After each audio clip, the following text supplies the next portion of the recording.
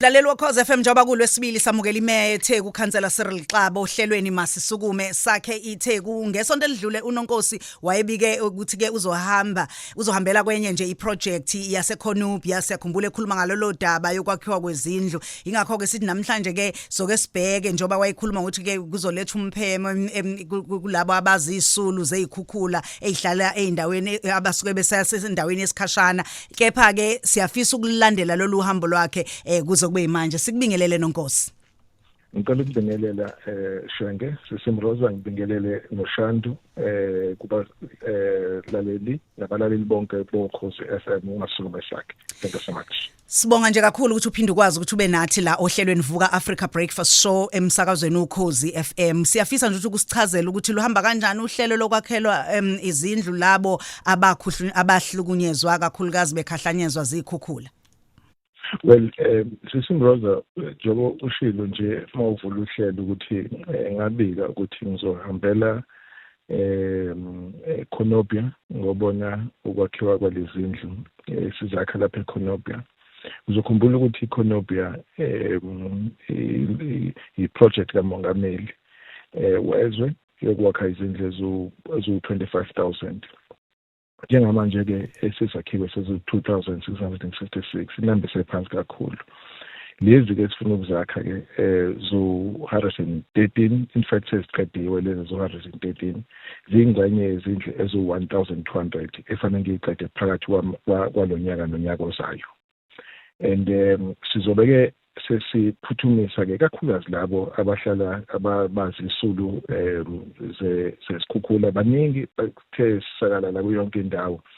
And njengamanje ubonisane noNgqongqoshe kazwelonke no DJ wakhe savumelana ukuthi kuzoba khona ke ama-TRUs lokhu kwesikhashana ngakubo 400 sinendlu ilodge ethengiwe nayo esizokwazi ukuhlalisa ngayo kuyona abantu inezindlu ezu-500.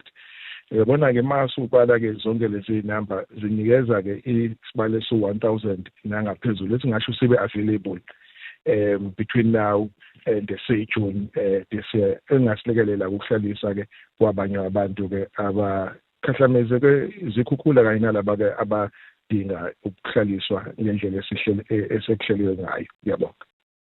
Sihleli noNonkosi onguyena usodolobha weTheku. Siyabonga kakhulu nangombiko Nonkosi. Siyathemba ukuthi ke uyobuya futhi uzosazisa uma sebengena abantu kulezi zindlu. Ke sibone ngempela Nonkosi sebengena bejabule bephethe okhiye babo. Siyabonga nje kakhulu. Sibonile ukuthi ke umqhudelwano weDurban Tourism Awards ka2026 usuvuliwe. Ungakuthi ukusazisa ukuthi luhamba kanjani lolu hlelo kungenela nobani?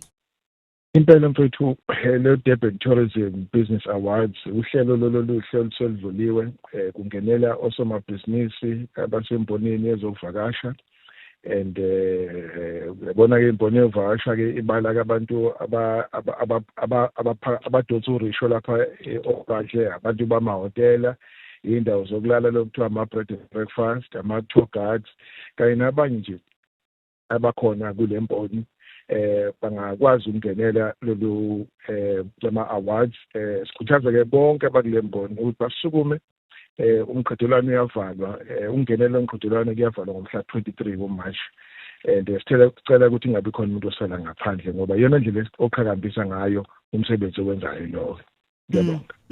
Sesigoqa ke nje sibonile umbiko okhishwe inhlangano iTime Out Worldwide ubeka iTheku kunombolo 14 indaweni kakhulukazi ezihambe phambili emhlabeni ukuvakashelwa iTheku laseliyabalwa lahlala kunombolo 14 kusho ukuthini lokho babumeya ikakhulukazi ke kwaZulu Natal futhi ke nakhona eThekwini labo magazine ohlonishwayo umhlaba wonke Sisimroza bekade benze ucwaningo umazwe awu-100 base ke bethi iTheku lihlezi unumber 14 kumazwe asithandwa abavakashi manje.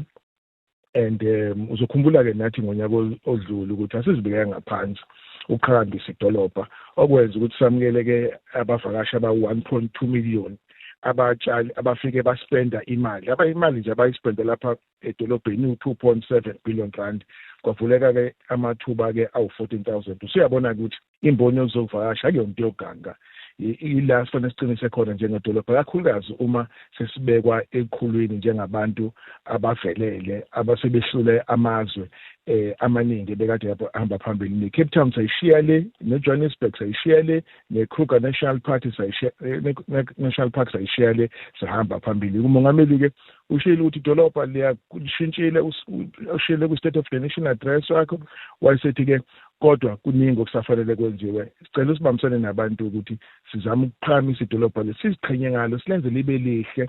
Lokho kuzokwenza ukuthi abavakashi beze kuthina nabatshali bezimali beze lapha ethina bazotshala imali, kuvuleke amathuba emisebenzi ngesikhathi kuphakama ozomnotho. Ngiyabonga mfethu. Siyabonga kakhulu. Bekade sikhuluma-ke nobaba uNonkosi la ubaba uCyril Xaba, kuyena kumhlonishwa ongusodolobha waseThekwini. Ingakho sithi-ke lolu hlelo ubulethulelwa ngezilokotho ezinhle umkhandlu weTheku Masisukume sakhe iTheku.